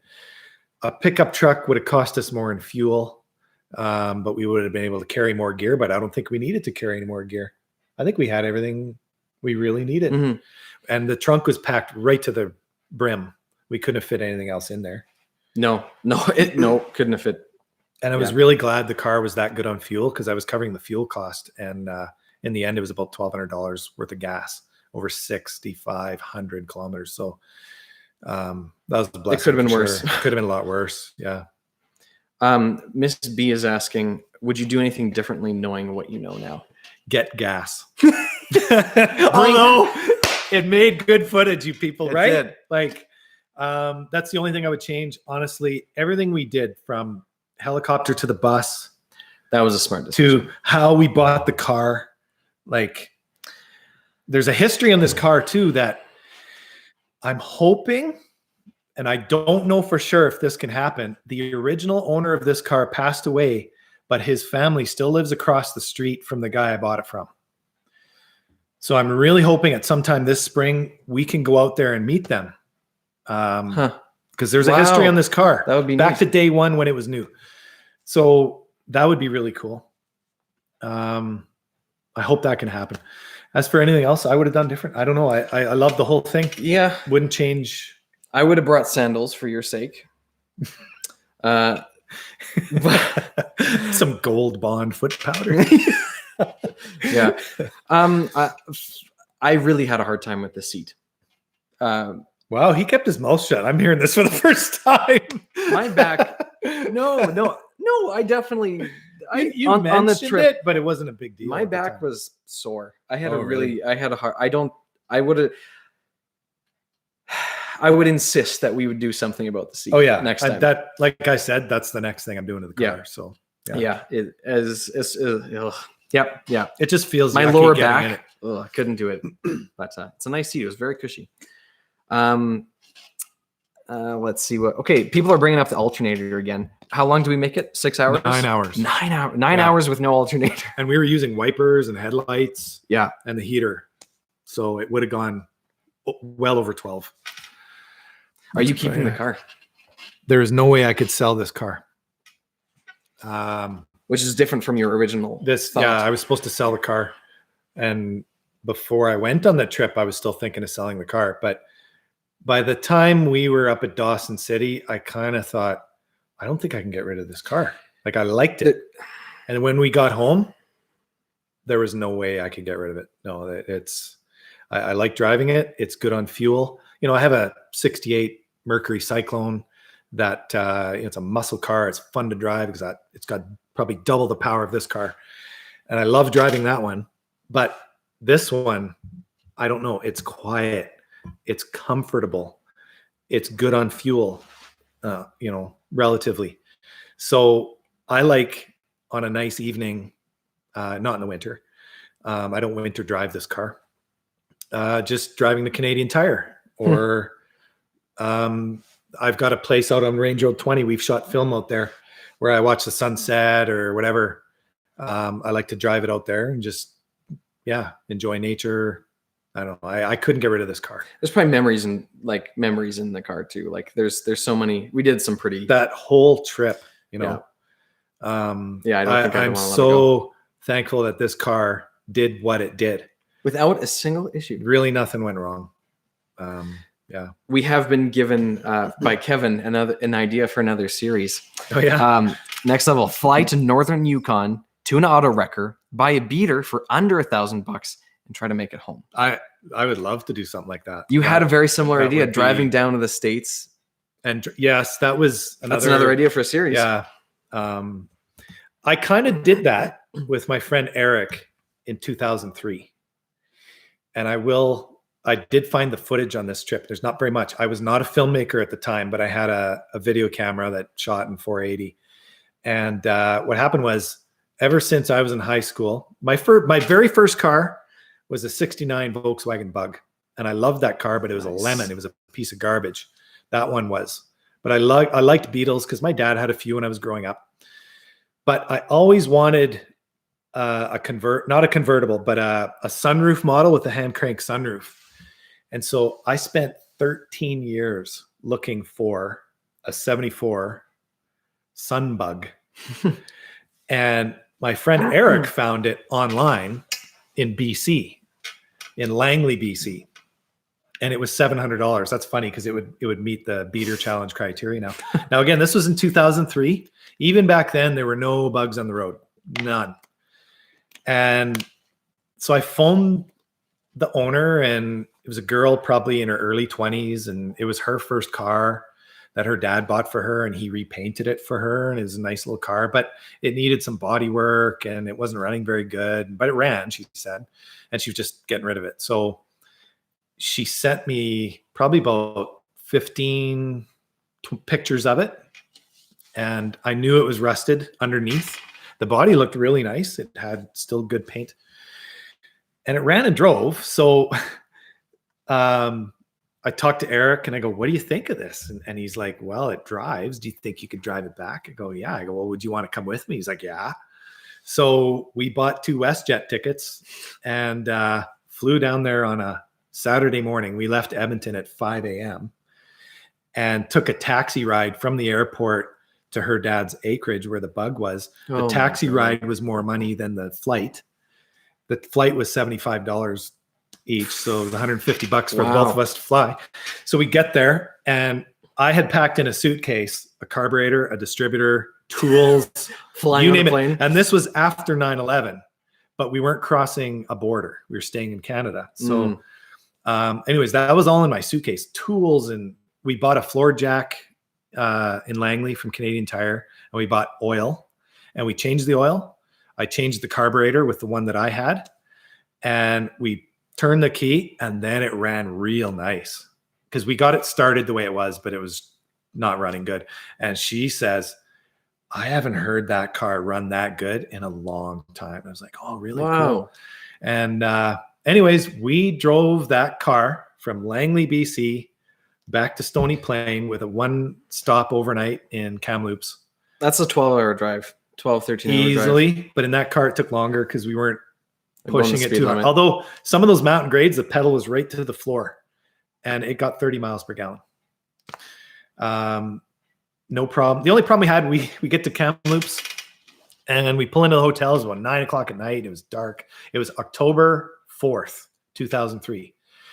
And we put our stuff in the hotel, and then we're like, let's go find a restaurant to eat supper at 9 o'clock at night. We get in the car, and I turn the key. Doesn't even click. And Eric looks at me with this look of horror, and I go, you know what? I think just the wire came off the starter for the ignition. We'll fix it in the morning. So the next morning, we jacked up the car. Yeah, plugged the wire in. Car starts right up. Off we went. So I had kind of done this before. In more challenging situations. That was, and you know what? That was stressful for me. I wouldn't be as stressed out now. To me now, it would be fun, even if it broke down. That was really stressful for me at the time. Until I got home, then I'm like, oh, that was fun, but it wasn't fun because I was so stressed out. But it was a good experience. Being on this trip with you, as someone who's not a mechanic, knowing how much you know about vehicles, and I knew that we'd be okay no matter what happened. Ryan packed like a toolkit in the back of this car just in case anything went down. So I was kind of hoping something bad would happen. I was just like, oh, what can happen? I was ready. We had a jack, a small jack, and a jack stand. If I had to crawl underneath, then I would be safe. And just basic set of wrenches, set of ratchet and sockets. And I've got this little, it's an old military ammo box that I bought years ago. I actually took this on the plane to BC when Eric and I drove the bug home. And I always keep that full of tools, and we brought that. And yeah, well, that's all you need, I guess. Didn't even need it in the end. Kathleen is asking, did you have any issues with keeping your food from spoiling at all? He knows this. He's good at this. From living in a van without a fridge, I took the fridge out. Fridge died on him. Fridge died. So I turned my fridge area into a storage area and put in a cooler. That's a good video. Watch that one. Yeah. Yeah. It was a fun video. Mile 30 Adventures. We brought a big cooler, and every 2 days we'd go to the store and fill it with ice. Almost every day sometimes. It was such a pain. It was a lot of work. I really don't like doing it, but that was the way to keep food cold. And so we would kind of have our staples. Like we'd make sandwiches every afternoon for supper. Sandwich Pro. Master at sandwiches. Yeah. Yep. And breakfast. Bacon and eggs. I did the breakfast. Yeah. That was good. And then supper would kind of change from time to time. But did we have any issues with food spoiling? I think right there. These would get warm. But I don't think anything spoiled. I don't think we threw anything out. We would eat it before. I think we threw out some potato salad at one point. Yeah. If like water got into it, like melted ice, that was a challenge. But no, I think we were pretty consistent. And with like that. You knew to put more ice in it almost every day. And I think that was because key. With the heat, right? The car wasn't air conditioned. So being hot weather, if it was an air conditioned vehicle, you could probably make it last a bit longer, I guess. But yeah, no, we were lucky. We didn't have any spoiled food. We were never hungry. No. We would shop every 2 or 3 days at a grocery store. Or Dawson City has a really cool kind of general store, grocery store. They had what we couldn't find in the rest of our trip. We were looking for that multi-spice thing that has salt and pepper and paprika and all these other things. Edmonton was sold out, totally sold out. Same as Spruce Grove and Stoney. We get all the way up to, and we were checking every store along the way to Dawson City. We get to Dawson City and they had it. That's a cool store. Check that one out. They're very well stocked. I do have something to add on to that actually. But before, if you have any last questions, I think we're coming up to our time here. We're an hour and 40 minutes, which is awesome. It just went by like that for us. So if you have any more last questions, feel free to put them in the bottom. Old Faithful. Is that another car name? Yeah. Old Faithful. Sorry, I'm sure we've missed a few names. We'll go through the comments. Yeah, we'll go through the comments. We'll make a little poll and we'll do that. One of my favorite parts of Dawson City was seeing you do the sour toe shot. What is the sour toe shot? So there's the downtown hotel in Dawson City. The bar keeps a stock of toes. Human severed toes. And this has been going on since the 70s, I think. Yeah. And I don't know, you pay $10 and you line up and you buy a shot is what it is. They give you a shot, a glass with a shot of whatever you want in it. Yeah. They put the toe inside the drink. And then you drink the drink. And the toe has to touch your lips. Well, and it pretty much has to. If you got to drink it all, it's going to slide down and hit your lips, okay? And you can see that in the film. I had to watch that again last night. That didn't bother me because, I mean, it's alcohol. I knew it was sanitized. So that didn't bother me. And I did not think of it as a toe. I put it out of my head before I walked into the building. I was not drinking or eating a toe. I was drinking a drink and something was going to hit my lips, but it's alcohol. I'm not going to catch anything. I knew I'd be fine. Thousands of people have done it. So yeah, I don't regret doing it. I'm glad I did it because I checked it off. That's kind of a little bucket list thing. There's going to go up there. There's 2 of them in Canada. So if you visit Newfoundland in St. John's, the fish. It's called. What is it called? I did it in Newfoundland a few years ago. The you have to kiss a frozen cod fish on the lips. Do a shot. I can't remember what it's called. Someone will know. You can comment that. But what a Justin toe. Oh, that's a good I think one, that's Frederick. the only toe they can't get the smell out of. That's why they don't use my toes. So someone here just asked, where do they get the toes? So Magic Moy asked, where do they get the toes from? I think they're donated. They are now donated, but the original toe back in the 70s, someone went into an old abandoned shack that they knew the owner of, and there was a human toe inside of a jar that was being kept. It was like weird. Yeah, put it in vinegar or something. I don't know. But anyways, there was this toe. And somehow the tradition came from there within small group parties. It was like, oh, this is the toe. It was a dare at first. Really? And then it caught on. Everyone was like, oh, that's disgusting. It's still a dare. It definitely is. I didn't do it because I had done it a few years ago. Yeah. And I was like, I don't need to do that again.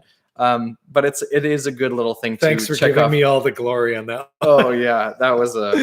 Oh, man. Yeah. So what are we seeing here now?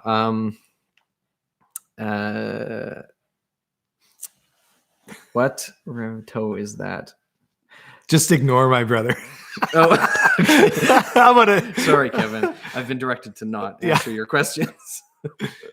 Oh, no one likes that you did the toe shot. Oh man, I'm seeing a lot of people screeched in Newfoundland. Oh, getting screeched in. Yes, getting Thanks, screeched in. Yes, thank you. That totally. Yeah, that was my first experience with anything like that. But there's 2 in Canada. You get screeched in Newfoundland, and you can do the sour toe shot in the Yukon. So if you're in Canada and go to those 2 places, you are an honorary Canadian citizen if you do either one of those. But we're getting lots of people just saying thank you for sharing the series. Thank you for doing the live stream. Like in the last couple of minutes, there's been a lot of people doing that. So thank you very much for tuning in and asking your questions. Did I answer this question? What? Yeah. Before I forget, Blue Daisy? I answered that, right? Where can you watch Into the Wild? No, you didn't. We didn't talk about that? Okay. I don't think we brought that up. Blue Daisy asked a question. Actually, I should pull it up on my phone because there's quite a bit in there. I thought I did this already. Maybe I did, but no, I don't think we did. Where can you watch the movie Into the Wild? I think I don't think Netflix has it anymore. I looked, and then the Canadian Netflix doesn't have it. Otherwise, the only place I know that you can watch it, you have to pay for it, is on YouTube. You can watch it on YouTube, but it's a small fee. Chris is saying that too. You can rent or buy on YouTube. Highly recommend watching it. Also read the book. It'll either look like this. This book went to the bus, or it looks like this, or that one. That's like the movie. That's poster. The movie shot. Yeah, and I highly recommend reading his sister's book. If you finish the movie or this book and you're thinking Chris McCandless was crazy for what he did, read The Wild Truth. You won't think he was crazy. Yeah. Colleen is saying, yes, she's read there's been a few people who've read that book, and that's eye-opening. Yeah. You're getting a very serious question here. Rosie Bert Beardshaw is asking, Ryan, did your experience on the river with your son inspire this trip? It absolutely did. What happened? In a nutshell, what happened? My son that's and a big I story. We're canoeing. We've canoed before. We've canoed rapids. You're experienced. You guys are experienced canoers. I've grown up in a canoe. My brother can attest to that. And Stephen and I did 5 days It was a beautiful trip. If you haven't watched it, it's from 2016. We did the North Saskatchewan River, and it was 5 days, and it was fantastic. And I admit, when we first got in the water, I was scared because the water moves really quick, but you very quickly get used to it. It's not that bad. I was more of a gentle river and lake canoeist before that. But you very quickly adapt. And we were aiming for rapids by day 2 easily. And in just loving rapids, we got really good at it. And that was a fantastic trip. And then the next year, my son couldn't go and my daughter was showing interest. So that year, it was Canada's 150th birthday.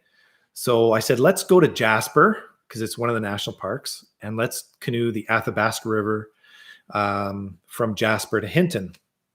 Well, my poor daughter, that was a grueling trip. Watch that video. We were fighting headwinds and very slow current, which I should have looked. I have a book that tells me the current levels. I should have just looked in there and it would have told me. So it was 3 days and it was grueling. It was very tough. Then the next year, which was 2018, Stephen and I were going to redo our first canoe trip and either do a full 5 days or maybe just 3 days.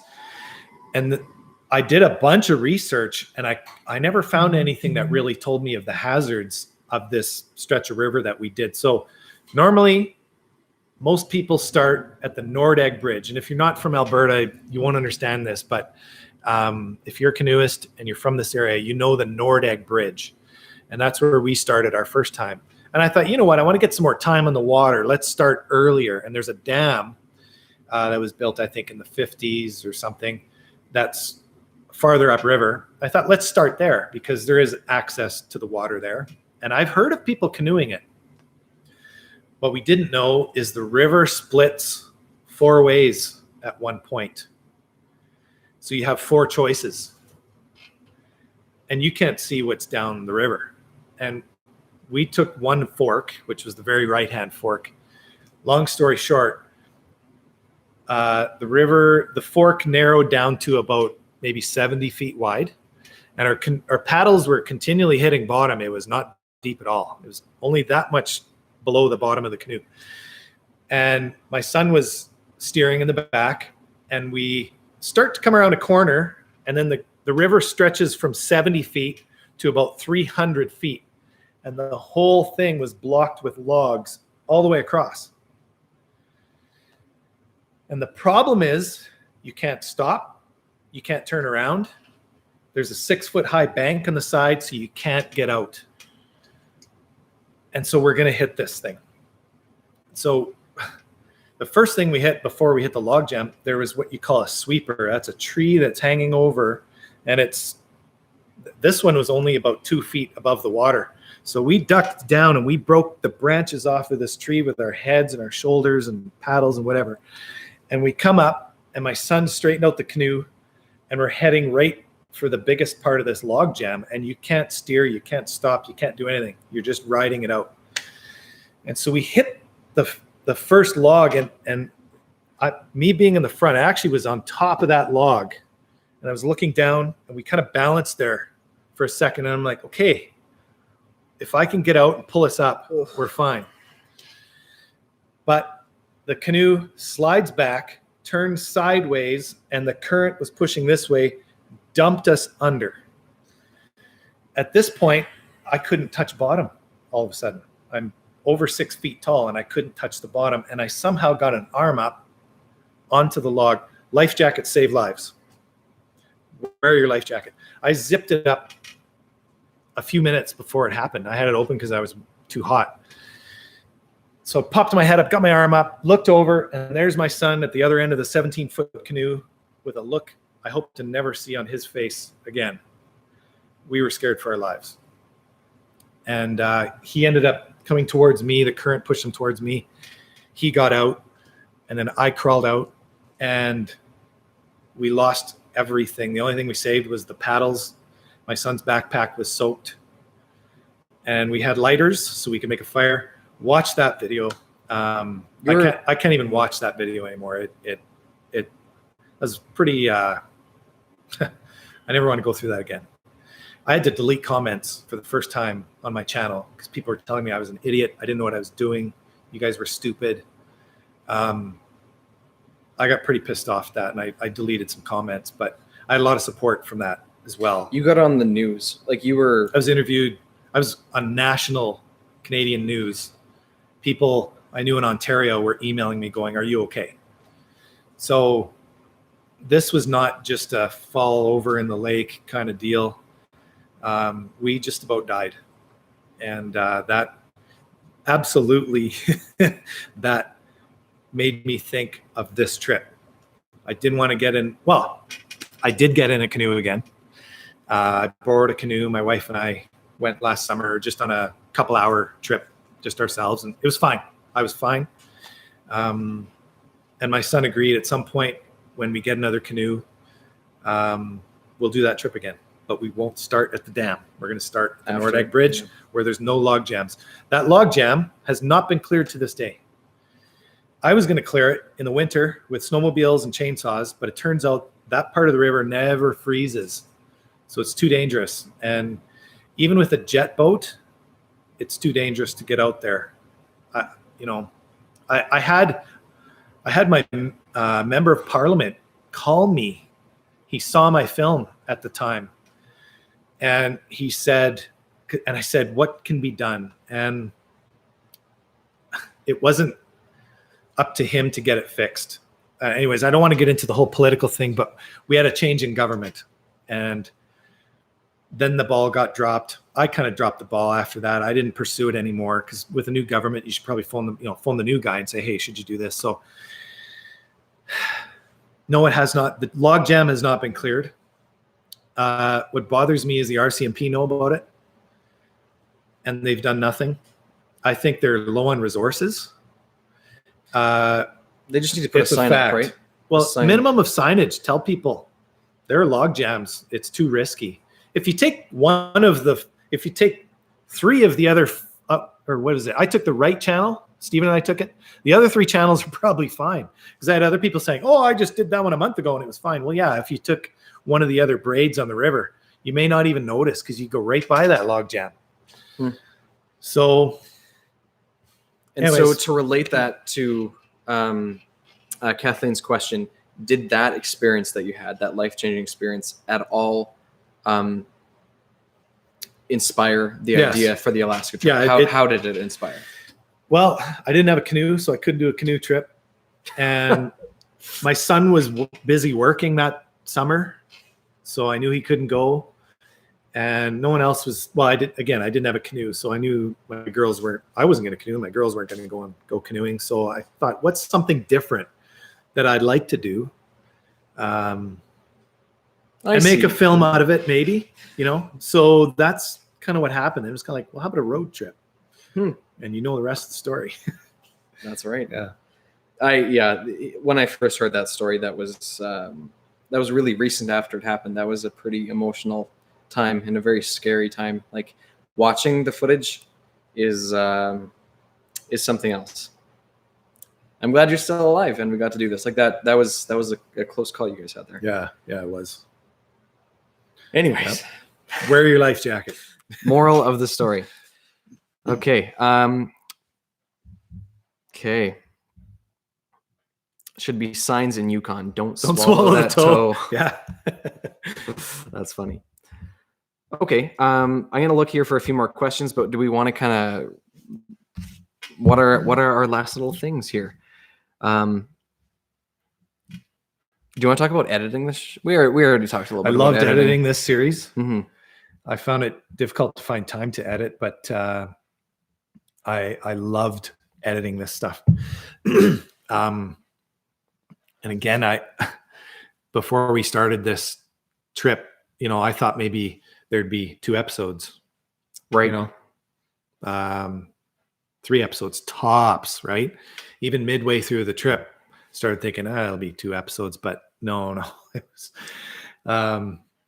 we pretty much knew once we got home that this was a big deal. A bigger series, yeah. And the bus made a big impact. And then, you think the bus I finished the bus episode and I thought it was amazing and I was so happy with it and I was getting incredible feedback. And then I thought, how is the next episode going to do anything, you know? And then, I mean, it was driving through the fire and I had my wife watch it before I posted it. And now I'd seen the footage. It wasn't as much of a big deal to me because I just spent I don't know how many hours editing. And she finishes it. And she's like, that was amazing. And I go, what? And she's like, talk about edge of your seat the whole time. And I'm like, oh, okay, right on. Good to hear. So nice. Then I had more encouragement to, do my next episode, the final episode, which I didn't think anyone would be interested in looking at an alternator belt get taken off and driving down the road, but it was interesting and people liked it. And I'm glad you guys liked it. And overall, I really appreciate all the feedback and support. It's still very humbling. And I hope we can give you guys more in the future. I'm sure we will. Totally. I know Beater Challenge will be good. Yeah. And I hope to do at some point something with whatever we name this car. Yeah. I'm really looking forward to that, whatever it is. It's kind of the same feeling, maybe more so than before we started going north. Like I knew it was going to be fun, but I had no idea how much fun it was really going to be. And it was blast. It was truly like honestly, life-changing trip. I don't say that lightly, but that was a life-changing trip. Yeah. And I feel like it's tough to use those words because it sounds like such a cliche, but the bus especially. That's what yeah. Wow. I had no idea it would make an impact. And I'm glad that came across in the film. And I just do, before we wrap up here, I want to say Andrea Maxwell said that she did see the film on Netflix. So whether, Andrea, you're in America or wherever you are, it is on Netflix somewhere. Might not be on Canada Netflix right now, but it's on Netflix somewhere. Other than that, you can buy it or rent it on YouTube. That's, I think, what we've come to realize today. And I'm planning on, I have a couple car projects that I can make a few little bits and pieces out of.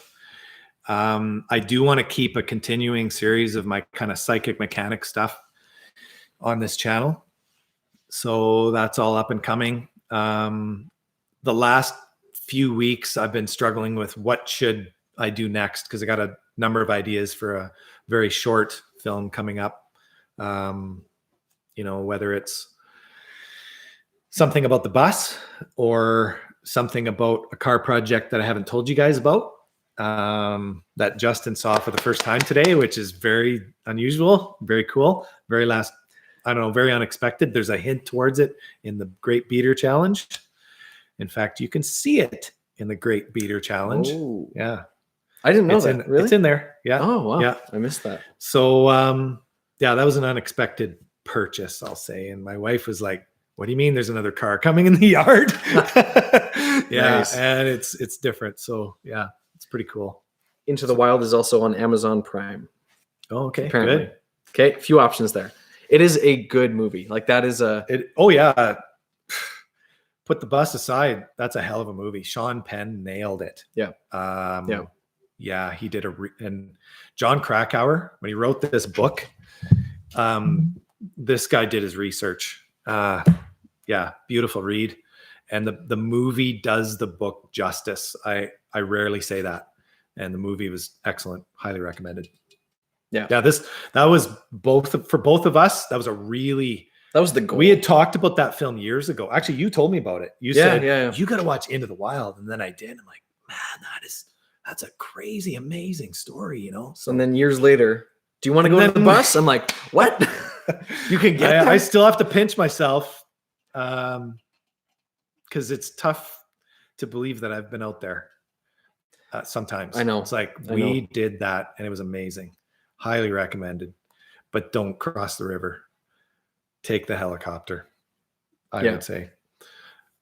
Maybe someday. I know when I came back, I so bad wanted to hike the trail. Me too. I don't have that feeling as strong anymore. But, and I remember a question someone asked that I should answer.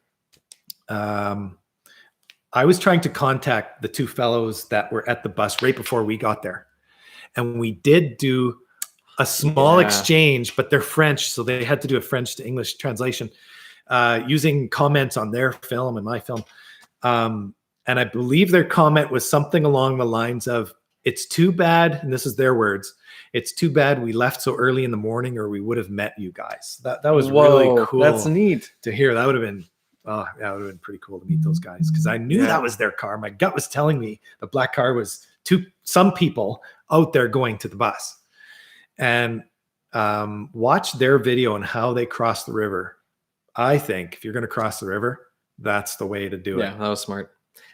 2 hours exactly right now. Okay. I think we hit our 2 hour mark. A lot of people have stuck it through all the way through. I've been seeing these comments like your neighbors are still here. That's awesome. That's so cool. Thank you everyone so much for your support. We are very humbled and honored. Yeah.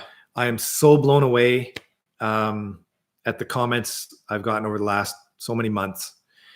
And it keeps me going. I so bad want to keep going with this channel. So thank you from the bottom of my heart. Thank you for coming with me. Thank you. And thank you for watching so we can actually do this. Super cool. It's a neat feeling having an adventure and being able to share it and inspire other people, and also us get inspired to just do this stuff, which is awesome. Looking at the footage really helps me remember the trip as well. So even if you're not a filmmaker, pictures are great, but shoot footage with your phones at least and save it. You don't even have to edit it and put a film together. You could if you want. That'd be great. But save that stuff. It's cool to look back. In 10, 15, 30 years from now, we'll be able to look back at this. Yeah. Yeah, absolutely. Yeah. What an experience. Okay. Lots of love, everybody. I see lots of hearts and thumbs up, and super, super thankful. Very pleased. Again, very honored. Thank you, everyone. I think we're going to sign off now. Until next time. See you, folks. Yeah.